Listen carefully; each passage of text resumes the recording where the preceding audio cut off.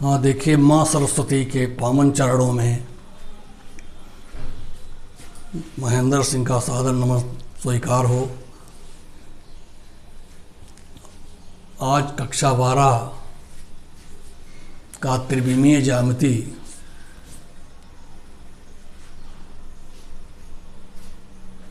का अध्ययन हम आप करेंगे। इससे संबंध में 11.2 के कुछ प्रश्न, एक्सरसाइज 11.2 के कुछ प्रश्न, लगभग 6 प्रश्नों का समाधान आपको मिल चुका है। आज आपको 7वें प्रश्न के समाधान से पहले कुछ प्रमेय हैं, कुछ थ्योरम हैं, उनका अध्ययन कराना आवश्यक है। तो उन प्रमेयों के बारे में हम आज अध्ययन करेंगे और उसके बाद प्रश्नों का समाधान ढूंढेंगे। देखिए, आप पढ़ रहे हैं रेखा के सदिश समीकरणों तथा कार्तीय समीकरणों का अध्ययन। क्या पढ़ना है आपको? रेखा के सदिश समीकरण और कार्तीय समीकरण क्या होंगे। रेखा के बारे में आप लोग पीछे पढ़ चुके हैं। आज आपको सदिश समीकरण, रेखा के सदिश समीकरणों के बारे में और कार्तीय समीकरणों के बारे में अध्ययन करना है। तो इस संबंध में प्रमेय एक है, देख लीजिए। प्रमेय एक क्या है? सदिश b के समानांतर एक वेक्टर दिया हुआ है b, उसके समानांतर दिए गए बिंदु a से जाने वाली रेखा का समीकरण निकालना है आपको। क्या है? एक सदिश दिया हुआ है b, उसके समानांतर सदिश का समीकरण निकालिए जो बिंदु a से होकर जाए। बिंदु a भी आपको दिया है और सदिश b भी दिया है। अब समकोणीय XYZ निर्देशांक का मूल बिंदुओं से बिंदु A का स्थिर सदिश OA, स्थिर सदिश OA वेक्टर A, OA बराबर वेक्टर A, रेखा L, ये रेखा L सदिश B के समानांतर, सदिश B के समानांतर रेखा L है, देख लीजिए। और इसके समांतर सदिश AP, इसी के समानांतर सदिश देखिए AP है,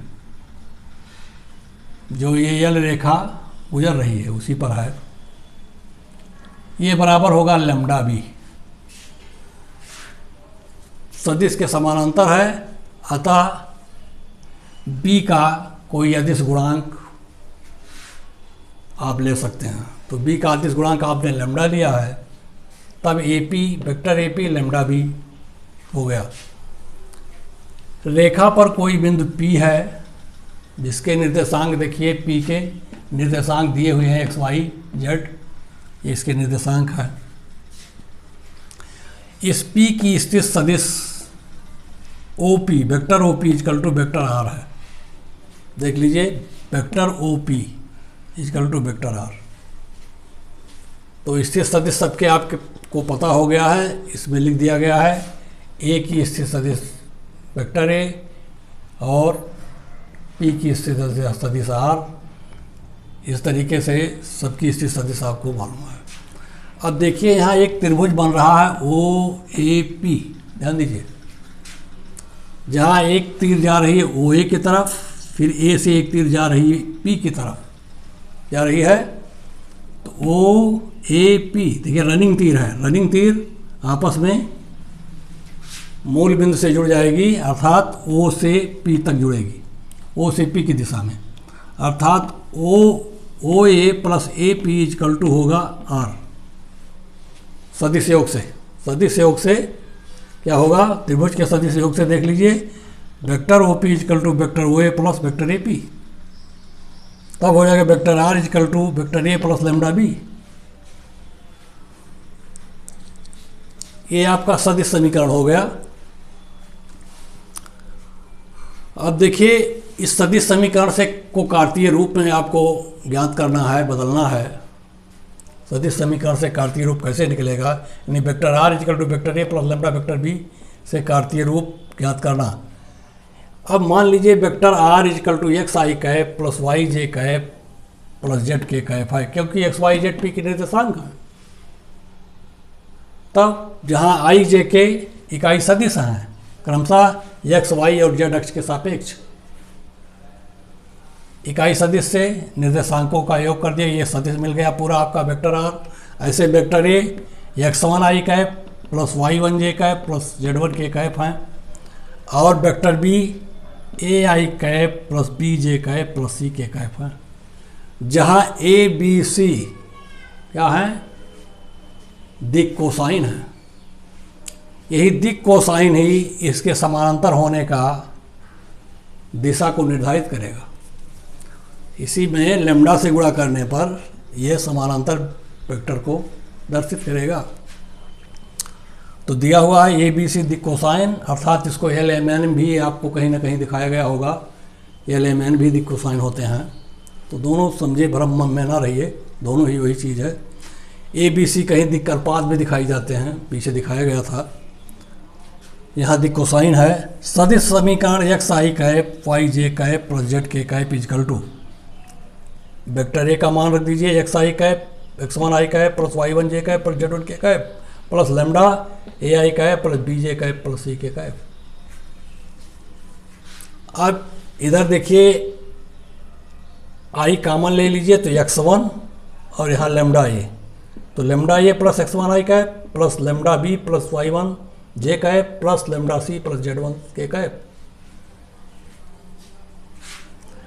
अब ये दोनों समीकरण दायां पक्ष बायां पक्ष आपस में बराबर होंगे कब, जब इनके गुणांक आपस में बराबर होंगे।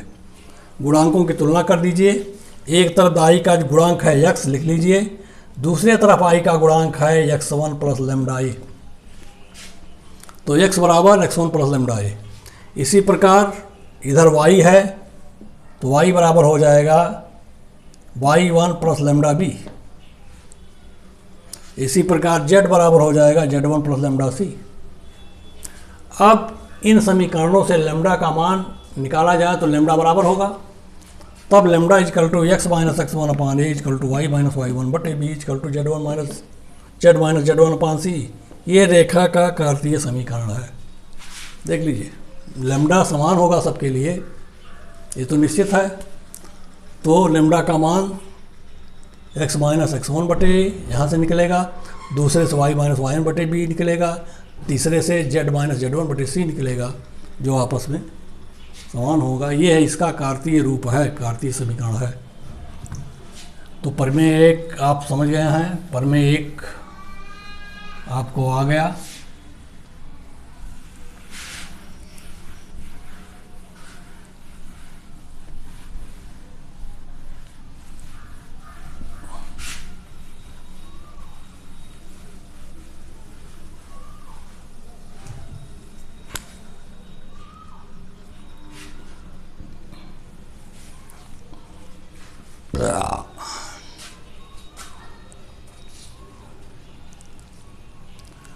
अब प्रमेय दो है, दो बिंदुओं से।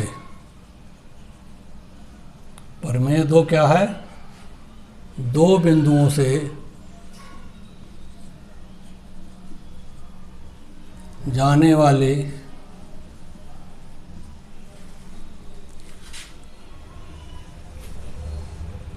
रेखा का समीकरण।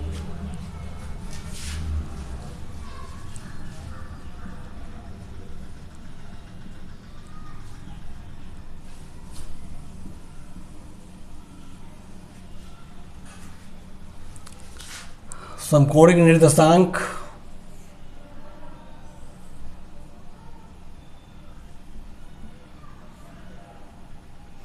X Y Z.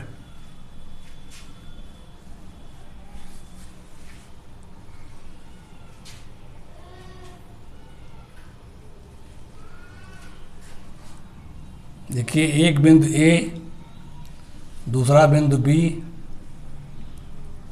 ए और बी से जाने वाली कोई रेखा है, देखिए बिंदु ए है, बिंदु बी है। जाहिर सी बात है ए का निर्देशांक दिया होगा, बी का निर्देशांक दिया होगा, क्योंकि ये दिए हुए बिंदु हैं। तो ए के निर्देशांक क्या हैं आपके, x1, y1, z1। बी के निर्देशांक हैं x2, y2, z2। इस रेखा का समीकरण निकालना है। आप जानते हैं रेखा का समीकरण निकालते समय उस रेखा पर एक बिंदु P लेना पड़ता था। पीछे भी आप पढ़े होंगे रेखाओं के समीकरण निकालते समय। उन P किन किन प्रतिबंधों से संतुष्ट होता है यह ज्ञात कर लिया जाता है, यही रेखा का समीकरण होता है। आप जानते हैं। ठीक, आप वही क्रिया करेंगे। इस पर कोई बिंदु P ले लें। देखिए P बिंदु लिया गया, इसका निर्देशांक x, y, z, और P को मूल बिंदु से मिलाइए। P को मूल बिंदु से मिलाना है। देखिए P के निर्देशांक आपके x, y, z।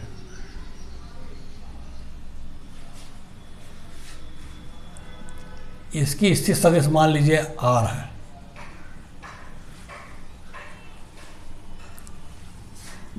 बिंदु A को भी मिला दीजिए, जिसकी स्थित सदिश आप वेक्टर A मान लीजिए। वेक्टर A इसकी स्थित सदिश। बिंदु B भी मिलाइए, क्योंकि इन दोनों बिंदुओं से होकर रेखा जा रही है।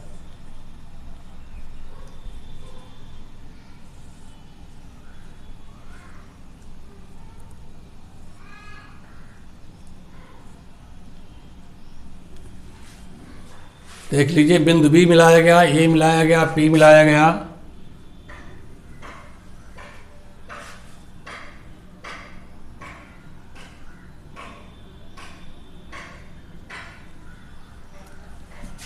बिंदु B की स्थित सदिश B, वेक्टर B।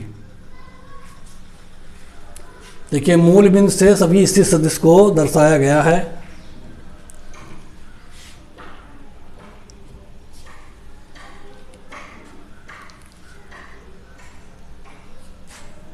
तब vector AP is equal to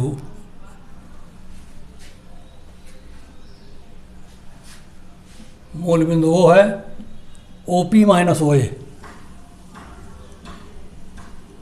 OP minus OA equal to. देख लीजिए ध्यान से, P वेक्टर क्या है, बड़ा है, तो तीर इधर को जा रही है, यहाँ से रनिंग तीर है।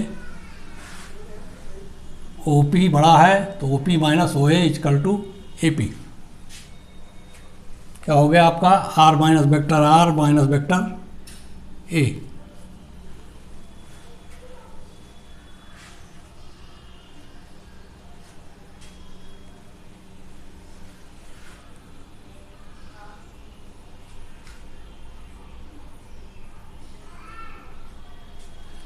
इसी तरीके से वेक्टर ए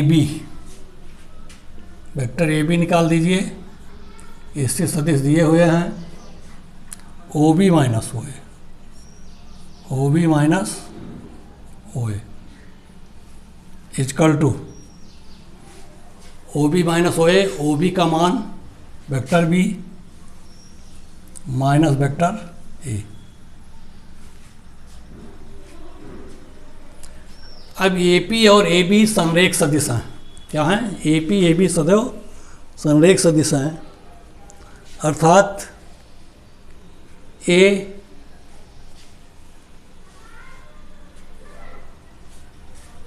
यहाँ लिखिए, यहाँ वेक्टर AP तथा वेक्टर AB संरेख सदिश हैं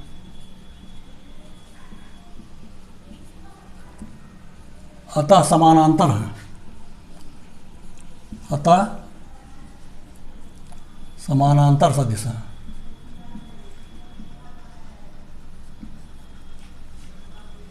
तब AP बराबर होगा, वेक्टर AP बराबर होगा लैम्डा वेक्टर AB, जैसे पिछले प्रमेय में किया गया था। ध्यान दीजिए, समानांतर सदिश को क्या है, एक अदिश गुणांक लैम्डा से गुणा करके ज्ञात कर लेते हैं। ये समानांतर है तो ऐसे लिखा जाएगा लैम्डा AB, AP बराबर लैम्डा AB। तब AP का मान रख दीजिए vector R minus vector A equal to lambda vector B minus A, vector B minus vector A। अब आपका देखिए वेक्टर R आ गया, ये आपका सदिश समीकरण हो गया, vector A plus lambda vector B minus vector A।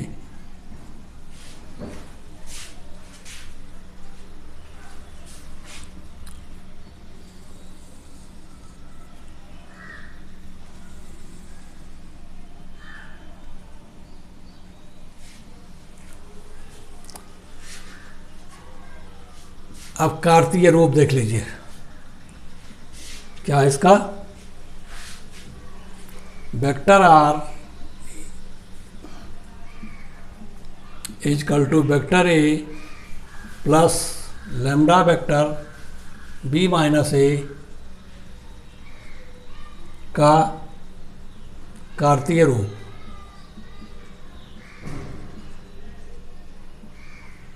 कार्तीय रूप कैसे निकालेंगे देख लीजिए, इनका वेक्टर R लिखेंगे आप, P का निर्देशांक दिया हुआ है तो वेक्टर R का मान निकाल दीजिए आप। क्या होगा, x i cap plus y j cap plus सी के कैप। ये देखिए जैसा पीछे वाले प्रमेय में किया गया था।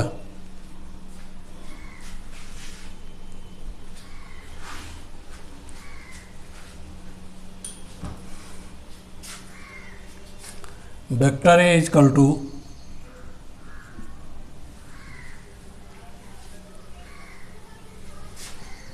आपका हो जाएगा, देखिए इसके निर्देशांक x1 y1 z1 है, तब x1 i cap plus y1 j cap plus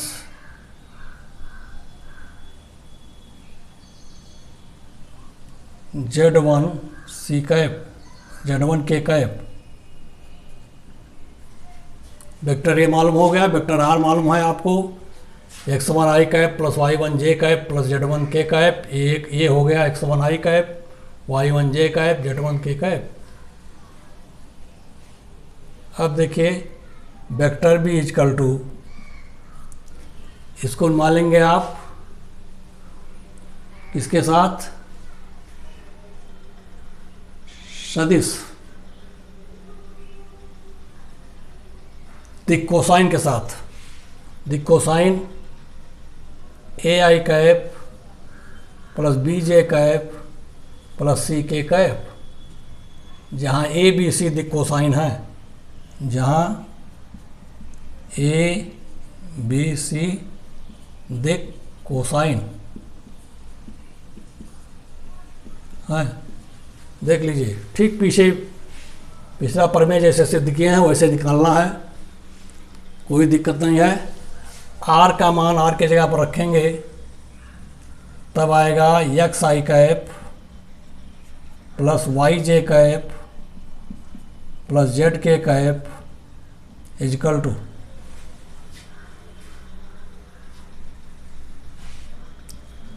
x1 i cap y1 j cap plus z1 k cap plus lambda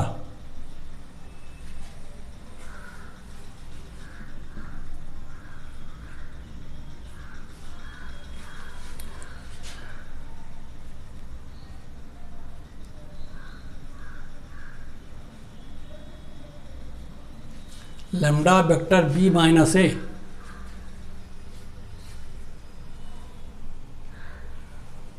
B में से ए को घटाएंगे,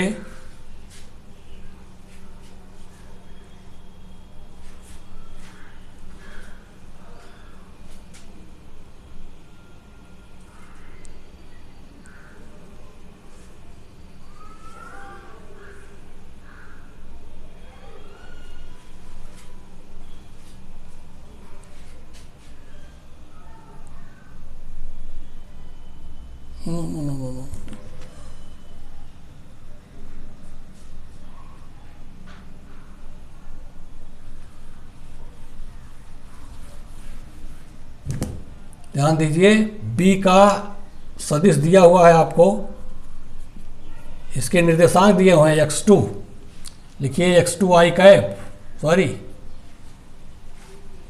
बिना दिक कोसाइन के आपको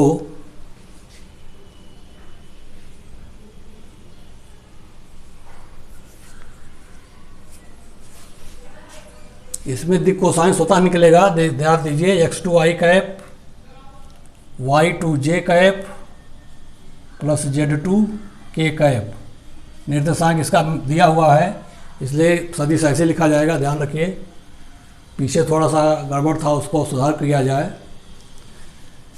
अब देखिए इसका सदिश समीकरण लिखा जाए तो आएगा x i cap plus y j cap plus z k cap equal to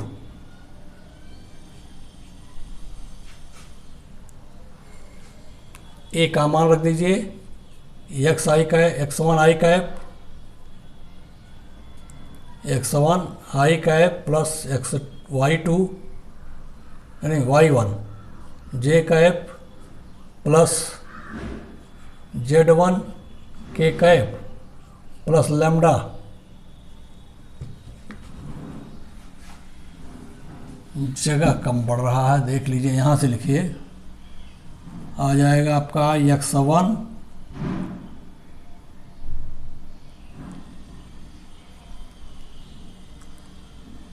x i cap y j cap plus z k cap equal to x1 i cap plus y1 j cap plus z1 k cap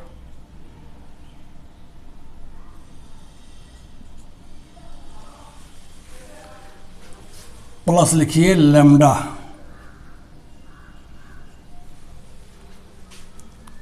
b minus a x2 minus x1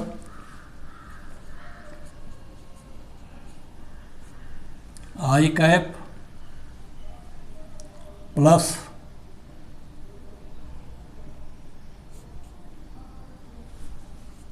y2 minus y1 j cap plus z2 minus z1 k cap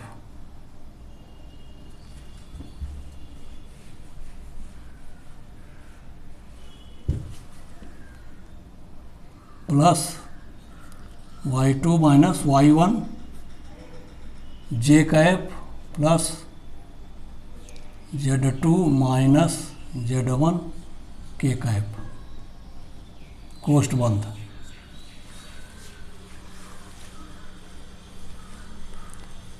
अब गुणांकों की तुलना कर दीजिए, lambda के सापेक्ष गुणांक आई का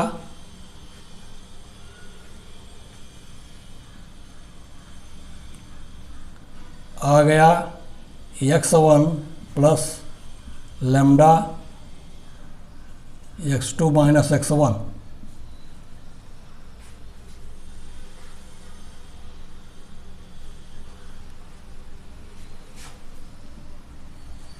plus into i cap plus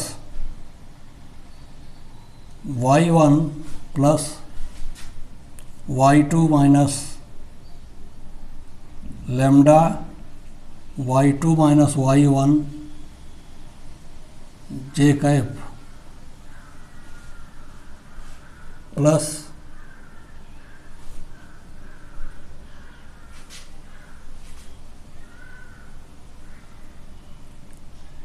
Z1 plus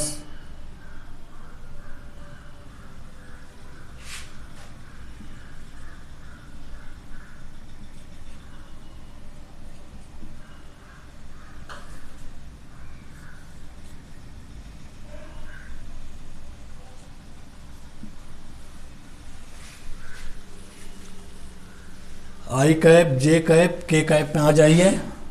Z1 plus lambda Z2 minus Z1 k cap,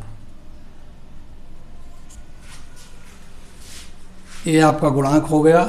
गुणांकों की तुलना कर दीजिए। गुणांकों की तुलना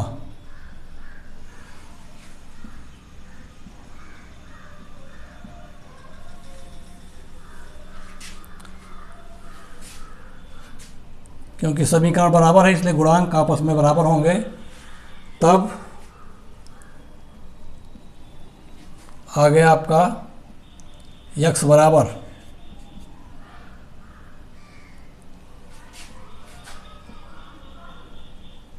x1 plus lambda x2 minus x1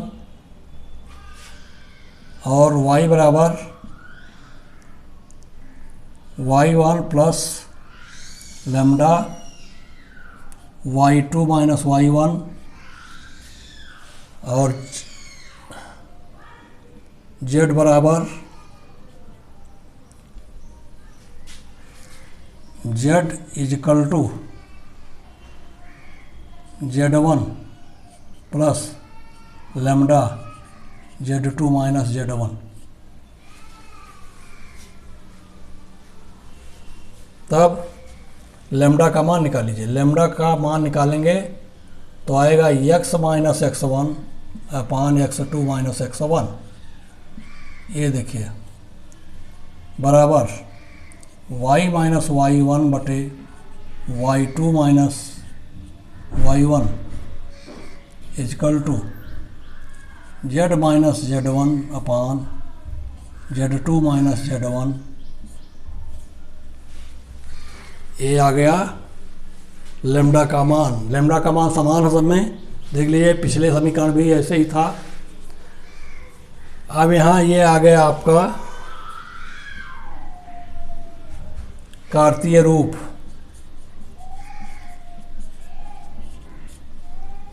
कार्तीय रूप है, ये समीकरण क्या हो गया? कार्तीय रूप हो गया आपका।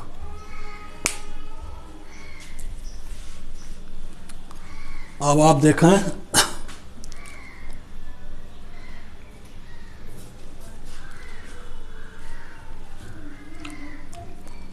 कार्तीय रूप आप इसका भी जान गए।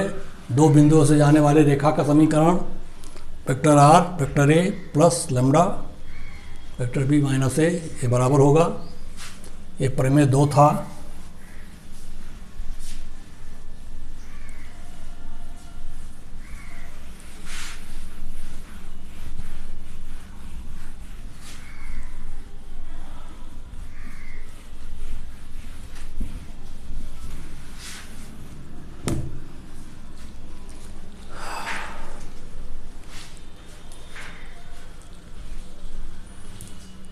चलिए 2 थ्योरम आप के समझ में आया। तीसरा प्रमेय देख लीजिए इसका।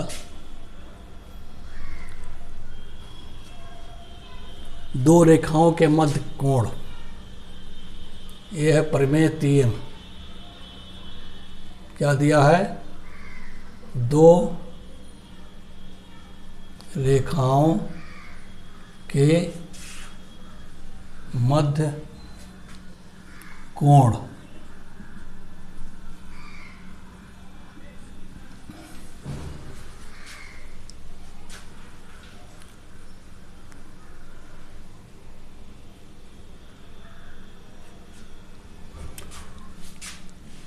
तो पुनः वही कार्बनिक बनाइए आप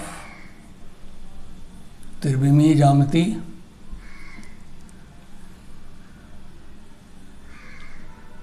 y x और z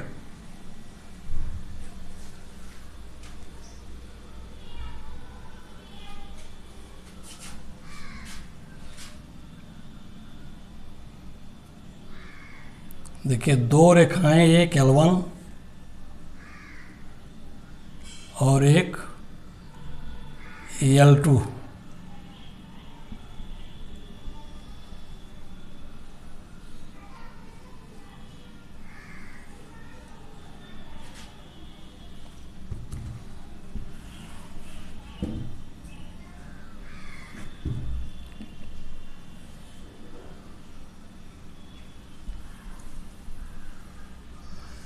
L1 L2 दो रेखाएं हैं जो मूल बिंदु से जा रही हैं।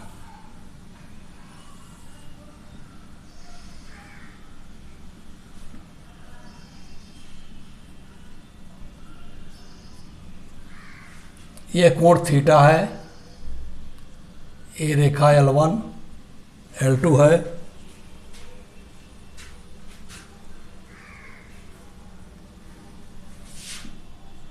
L1 L2 दो रेखाएं जो मूल बिंदु से जा रही हैं और आप मूल बिंदु के कटान बिंदु पर थीटा कोण अंतरित कर रही हैं। देख लीजिए,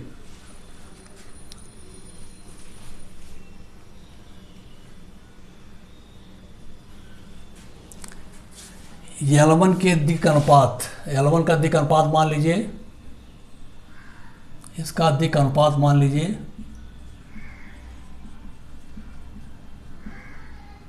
दिक् अनुपात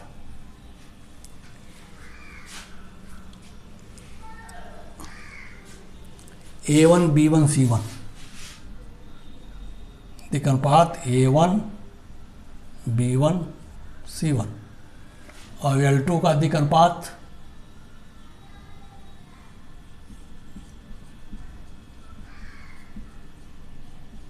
इसका दिक् अनुपात मान लीजिए A2 B2 C2। दोनों रेखाओं के दिक् अनुपात दिए हुए हैं, थीटा कोण दिया हुआ है।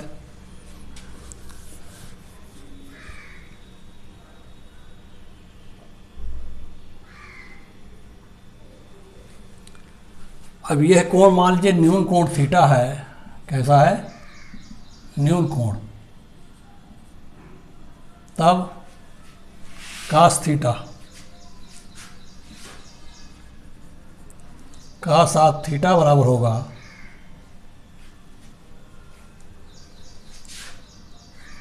A1 A2 plus B1 B2 plus C1 C2 upon under root A1 square plus B1 square plus C1 square into under root A2 square plus B2 square plus C2 square. ये देखिए cos theta इसका ही हो जाएगा।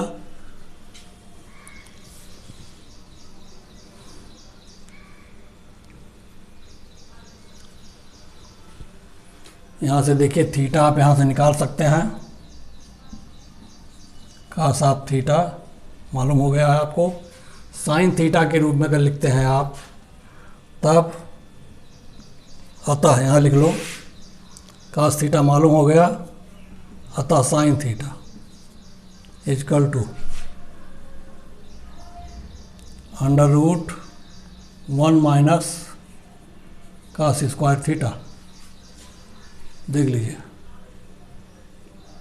ये formula है sine theta का।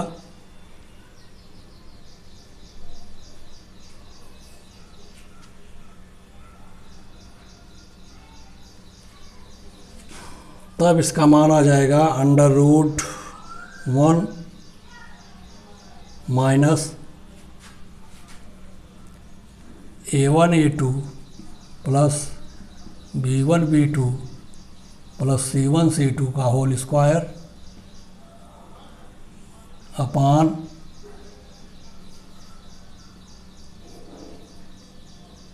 A1 square plus B1 square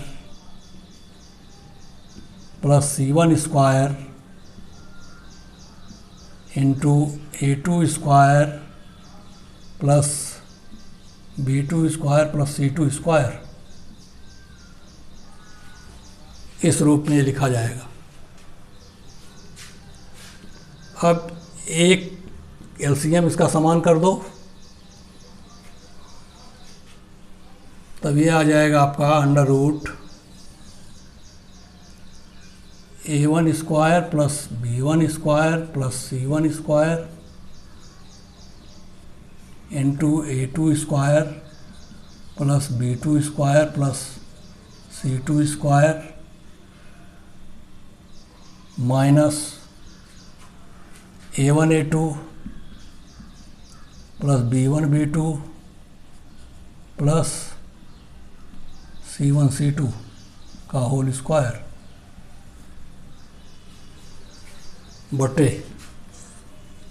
सबके बटे हो जाएगा a1 square plus b1 square plus c1 square into a2 square plus b2 square plus c2 square.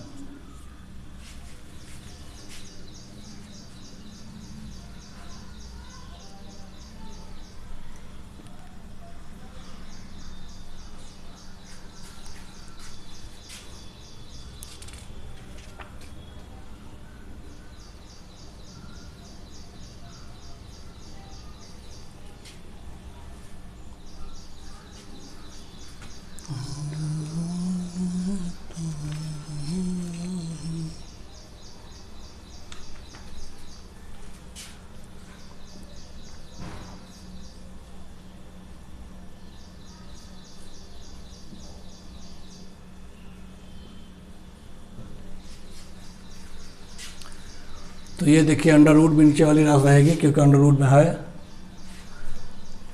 अब साइन के रूप में निकालना है आपको,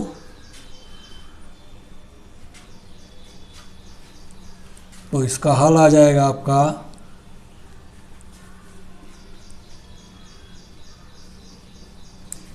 a1 के साथ b2 अंडर रूट क्या आएगा a1 b2 minus a2 b1, a2 b1 का स्क्वायर देख लीजिए plus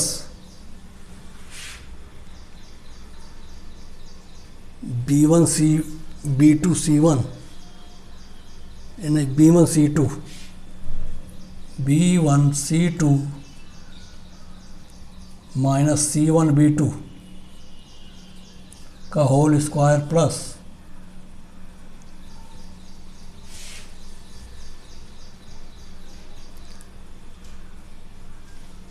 C1 A2 minus A1 C2 का whole square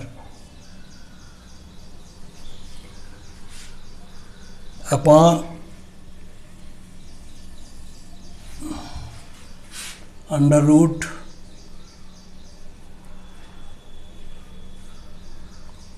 A1 square plus B1 square plus C1 square into A2 square plus B2 square plus C2 square. ये देख लीजिए, इस रूप में साइन थीटा निकलेगा, कास थीटा उस रूप में निकलेगा। दोनों साइन थीटा कास थीटा आपका हल है। साइन थीटा निकालना चाहेंगे तो भाग दे दीजिए साइन में कास का, साइन थीटा के रूप में आ जाएगा। लेकिन थीटा निकालना है तो कास थीटा काफ़ी है, उसी से निकल जाएगा।